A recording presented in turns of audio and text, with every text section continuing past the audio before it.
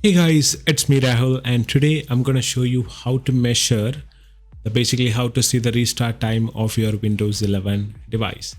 So what you want to do is you have to download this batch file, which is a set of instruction to do this, and you have to basically run this. Just double click, download it first from the link in the description, and then double click to run it, which will open up something in command prompt.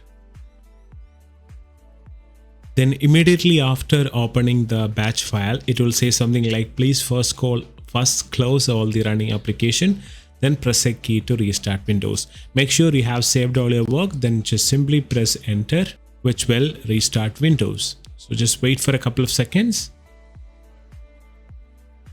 Then it is going to restart Windows 11 and wait till once it starts up Windows. Once the Windows starts, just log in if you already have a password.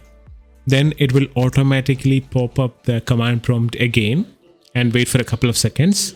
Then it will say right here that how many seconds it took. Basically, in my case, I'm running Windows 11 on a VirtualBox. So that's why it took 243 seconds to complete the restart window. So that's how you measure the restart time of your Windows 11. Thank you.